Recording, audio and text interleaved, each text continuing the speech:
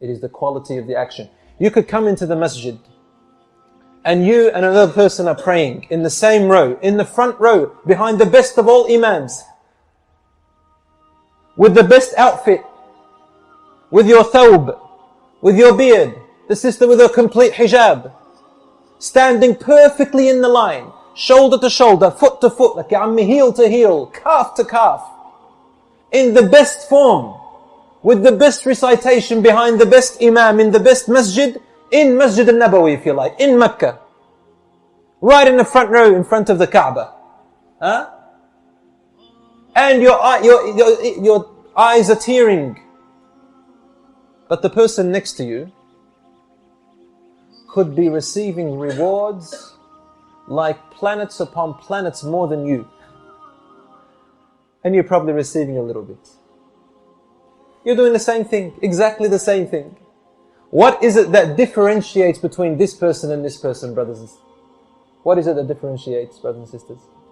The intention. Now, where did I get this from? Well, I just mentioned one dalil. The other dalil is when Rasul sallallahu alayhi wasallam had a few days to live, and he stood up in Masjid al-Nabawi and he said, a man is being given the opportunity to live or to die, meet his Lord, and he has chosen the hereafter. Rasul sallallahu alayhi wasallam was speaking about himself, and no one understood this except Abu Bakr radiallahu anhu. He said he chose the hereafter. So Abu Bakr radiallahu anhu started to cry and said, Fidaka abi wa ummi ya Rasulullah. I would ransom my father and mother for you, ya Rasulullah. Or I would ransom myself for you before my mother and father. All the people looked at him and said, this man, this old man. Abu Hurairah said, this old man is crying and weeping over some story about the Prophet ﷺ saying a man was given the option between living or going to the hereafter, and he chose the hereafter, and Abu Bakr is crying like a baby. What's wrong with him? Rasul ﷺ knew that Abu Bakr radiallahu anhu knew that he was talking about himself, sallallahu alayhi wasallam, that he was going to die in a few days.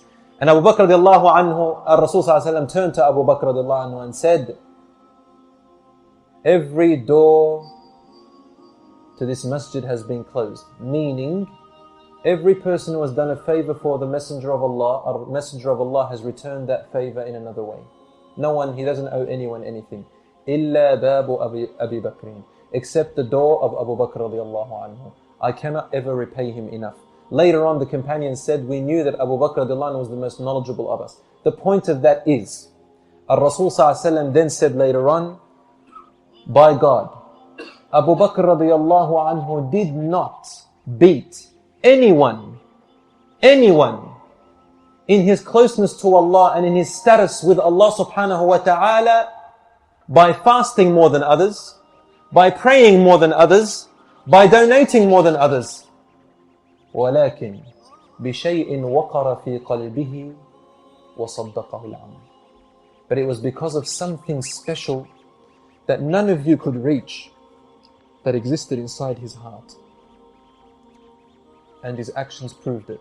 When he did 2 raka'at, what was inside of him, the khushu' level, the concentration level, the connection with Allah subhanahu wa ta'ala, his thought process, his feelings, his ears, his eyes, his mind, his legs, his hands, everything in his body was fully in khushu', in absolute meditation, serenity, submission to Allah subhanahu wa ta'ala, in a manner we cannot describe. This requires a long way to reach.